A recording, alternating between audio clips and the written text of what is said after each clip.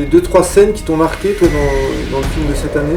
Oui, particulièrement la scène de Davidé, qui est championne du monde d'apnée.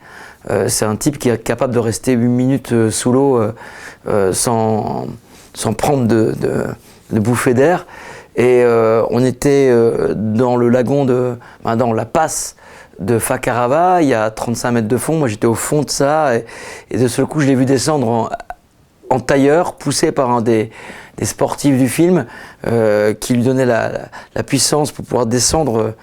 Et il est descendu devant moi depuis 35 mètres de profondeur comme ça, de la surface jusqu'à 35 mètres de profondeur, pour venir se poser direct devant moi, devant ma caméra, assis en tailleur, sans masque, sans tuba, sans rien et sans palme, et rester là pendant pratiquement 6 minutes avant de remonter tranquillement à la surface, alors qu'il y avait des requins qui tournaient autour. Le moment était magique. C'est des moments comme ça pour lesquels je vis aussi, hein, pour mon film. C'est un plan séquence. J'aurais pas voulu que le monteur il touche quoi que ce soit et qu'il coupe, quoi. C'était osé comme scène, et ça fonctionne très très bien dans le film. Et en glisse? En glisse, effectivement, les premières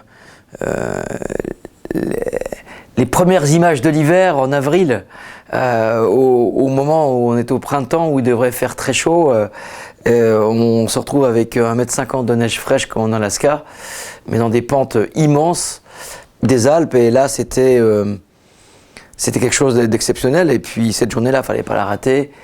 Et il y a eu un accident avec le champion du monde de freeride 2013, Loïc Colomb-Paton, qui a retraversé sa propre trajectoire, donc son slough, et s'est fait embarquer par ça. Et c'était une erreur je pense qu'il a beaucoup appris sur ce moment-là. On a eu la chance que ce soit pas dramatique. Ça aurait pu l'être, effectivement, mais à la fin de tout ça, ça a ramené une histoire et ça a consolidé les gens sur ce film. Et des fois, c'est comme ça qu'on crée des équipes aussi, et un peu dans la difficulté, mais c'est quand même assez incroyable de commencer un film avec des conditions hivernales au mois d'avril. C'était le premier jour de tournage. On a attendu tout l'hiver. Et ça vient d'où, cette passion et cette énergie? Cette passion, je pense que c'est toute ma vie, en fait. J'ai dédié ma vie au sport de glisse. Et puis j'aime ça, j'aime rencontrer ces gens qui les pratiquent, parce qu'ils sont autant passionnés que moi, et j'ai cette passion aussi de l'image qui m'anime. Et c'est quand même une sacrée satisfaction de sortir des films au cinéma, surtout cette année avec le boulot qu'on a fait. J'ai toute une équipe derrière moi fantastique, et je pense que tout le monde partage la même passion que la mienne, hein. Donc c'est une passion commune, ce qui nous permet dans les moments difficiles de se serrer les coudes et d'avancer, ciel. Et les lieux dans lesquels tu as tourné? J'avais pas beaucoup de budget, donc on n'a pas été très très loin. On a été dans les Alpes, et puis dans les Surmont-Alpes en Norvège. On a été à Tahiti, là c'était exceptionnel, dans les Tuamotu. Et puis c'est tout. Et un peu les thèmes de ce film, de ce nouveau film? Les thèmes, c'est de ne pas craquer sous la pression que chacun peut se mettre, que ce soit pour une pente raide, pour une face vierge, pour une vague mythique ou une vague que l'on attend depuis très longtemps, un spot secret, rester soi-même. C'est ça l'essentiel de la vie en plus, donc ça se voit bien dans ce film. Et c'est toujours le même principe, tu tournes avec un peu des pointures du milieu? Des pointures, je sais pas. On avait Loïc Colomb-Paton, champion du monde de freeride 2013.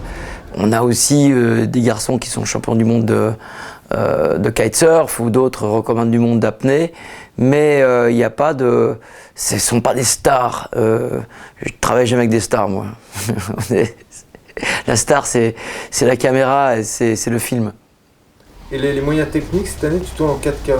Oui, on a été aidé par notamment par toute une technologie qui vient de chez Sony. Et on a tourné en 4K avec tout ce qui va avec autour, la post-production qui allait avec. C'était beaucoup de travail parce qu'évidemment, ça a l'air comme ça facile. On tourne et puis après, on transforme les images. Mais c'est des mois de travail en montage et en post-production pour terminer sur un film en cinémascope au cinéma, en version 4K bien évidemment.